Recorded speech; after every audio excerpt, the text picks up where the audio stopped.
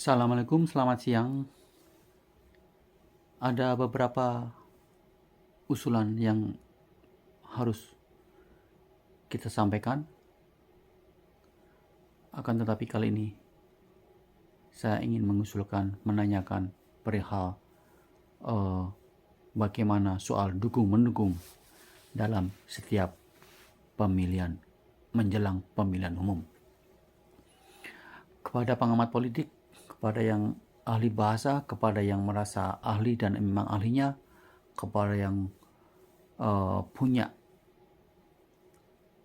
kategori sarjana, mereka yang pandai, cerdik, cendekiawan, yang tentunya punya kewajiban membangun negara agar lebih baik lagi.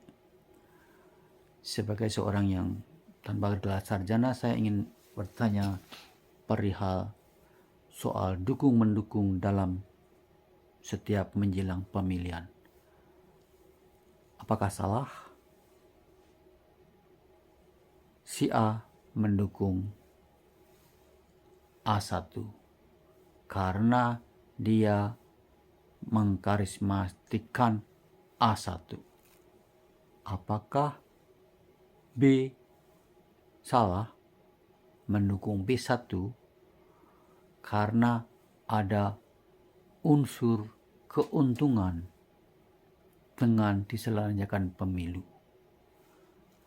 Apakah C salah memilih C1 karena paham benar bahwasanya calon C1 adalah orang yang sangat tidak disukai oleh orang yang jelas-jelas berkepentingan?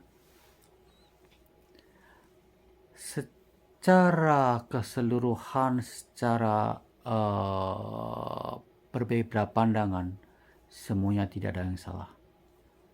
Kita lahir dari bapak ibu yang lain, kita lahir dari latar belakang yang lain, kita lahir dari daerah lain. Bagaimana dengan cara berpikir kita, cara berpikir kita, jalan pikiran kita? Tentunya akan sangat dipengaruhi oleh keluarga kita, lingkungan kita, dan sekolah kita, juga orang-orang yang dekat dengan kita. Di sini saya ingin menanyakan kepada beberapa orang yang mungkin bisa memberikan jawaban. Beda pendapat tentunya, semuanya setuju boleh. Tapi bagaimana dengan orang yang membenci orang lain? Apakah membenci diperbolehkan? Apakah menjelek-jelekan yang lain itu adalah sesuatu yang wajar? Apakah dengan cara-cara menjatuhkan orang lain tanpa meningkatkan kemampuan diri itu adalah sesuatu yang bisa kita terima? Semoga itu tidak kita terima. Dengan kata lain, bisakah para cendekiawan memberikan pencerahan di televisi, di YouTube, di acara-acara seminar, kalau perlu di acara-acara kondangan, ya kan? Bagaimana kita berbeda pendapat, bagaimana kita harus memilih pemimpin, bagaimana kita harus mendukung, dan bagaimana kita harus menolak dengan ajakan-ajakan yang hanya bisa menjelekan yang lain tanpa membuat program yang baik untuk kita masyarakat.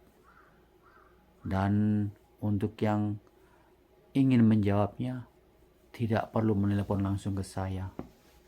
Tolong berikan di media-media sosial, di TV, di tempat-tempat seminar dan lainnya.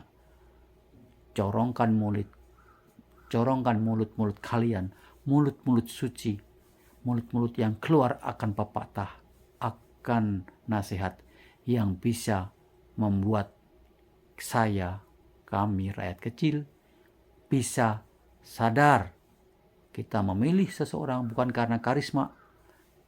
Kita memilih seseorang bukan karena suatu paksaan, tapi kita bisa memilih seseorang karena memang program yang mau dicanangkan dan dijalankan nanti adalah bermanfaat buat kita semua, juga buat anak-anak kita di kemudian hari. Terima kasih dan salam perdamaian.